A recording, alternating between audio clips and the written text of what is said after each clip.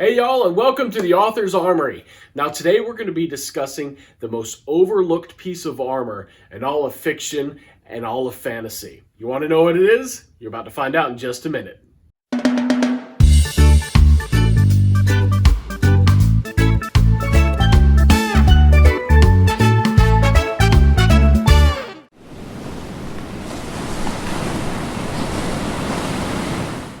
All right, so after a very unscientific process and a woefully superficial research period, we've determined that there's one piece of armor that is undermentioned across the entire breadth of fiction and fantasy. And that piece of armor is the Gambeson.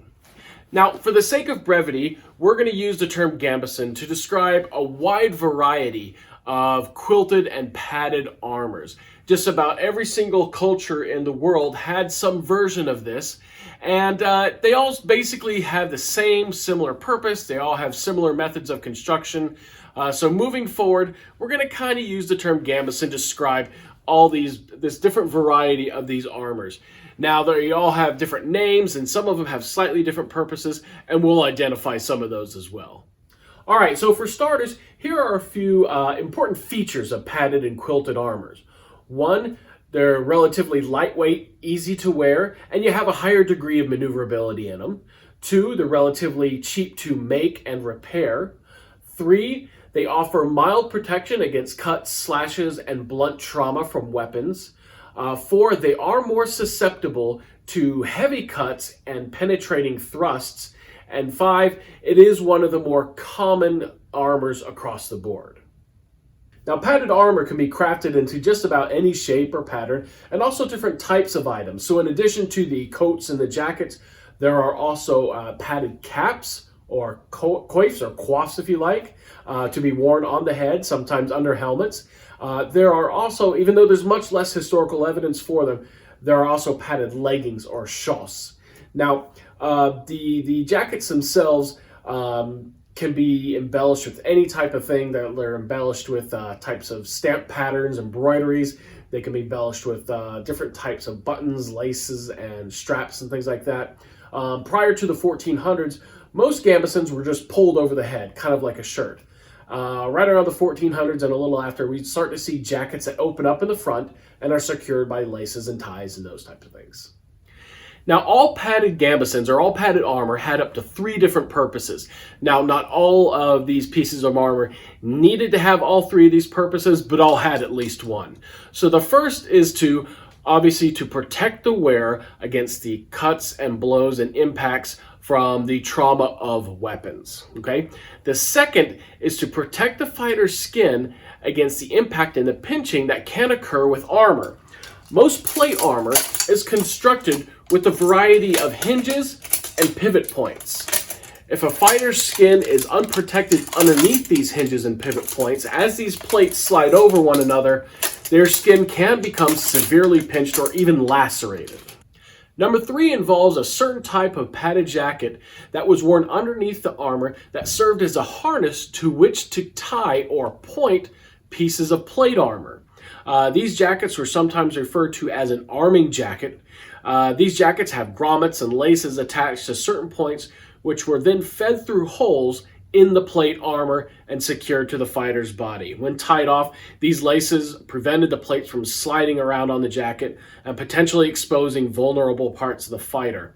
Arming jackets are pretty much thinner than quilted armors because the exterior plate armor reduces most of the impact of weapon blows. Now, towards the ends of the Middle Ages, armorers began adding sections of mail to the sleeves and the underarms of the jackets to help protect the fighters against the more vulnerable gaps in their plate armor. These sections of mail were referred to as voiders, and they added another great level of protection that was attached to the actual gambeson. Now, gambesons were usually created in about 1 of 2 ways. The first way is to quilt together multiple layers of fabric, such as linen. An average medieval gambeson might have anywhere between about 10 to 30 layers of linen in it. Wealthy fighters might include silks or satins on their inner and outer layer just for extra show. The other method is to take the inner and outer layer and do long vertical stitches, creating tubes. And then they would take wool or other types of animal hair and pack it into these tubes. These type of gambesons would also sometimes have leather as an outer layer to their gambeson. So how much did these things weigh? Like with most armor, weight has a lot to do with obviously the size and the cut and the shape of the garment itself or the armor. Obviously, a gambeson made for a little person is going to weigh drastically different than that made for a larger being. In addition, a gambeson made out of multiple layers of linen is going to weigh a lot more than a lightly padded arming jacket to be worn underneath armor. But as a baseline, the lighter jackets might weigh anywhere between about 2 to 3 pounds, with the heavier ones being around 8 to 9 pounds. Now, keep in mind that these jackets can be worn over plate armor or over mail. They can also be worn underneath. But for many people, for most fighters, I'd say for the average individual, this padded gambeson or this jacket might be the only protection they have. This might be their only piece of armor. So that certainly begs the question, how effective were these things really? For someone who doesn't have a lot of money for steel armor, such as mail or plate, padded or quilted gambesons or other types of padded armors are actually quite effective for the cost. They do a really good job of absorbing the impact from blows from weapons and swords. They can withstand light to medium cuts very well. Now, harder blows, heavier blows, are going to be able to cut through some of the layers of the gambeson. However, even if it cuts through many, if not all the layers of the gambeson, the lethality of it might have been reduced by the time it actually gets to the body. So it certainly does offer that much of protection. Now, weapons that have a lot more mass towards the cutting end of the weapon, such as falchions and axes, they're going to have an easier time of getting through those layers of the gambeson, as well as pole arms, such as poleaxe, glaives, halberds, things like that. They're going to have a much easier time of cutting through the quilted layers, but it is fairly effective against light, medium cuts and a blunt force trauma from impact weapons as well. Now, the other thing to keep in mind is that a sharp sword is much more effective of cutting than a dull one. So blade maintenance is definitely a factor in this equation. Now, while the gambeson is very good defense against cuts and other types of blows, it is somewhat less effective against thrusts and penetrating types of attacks, such as from projectile weapons. So any kind of sword with a fairly decent tip should be able to penetrate many, if not most, of the layers or the filling of a gambeson.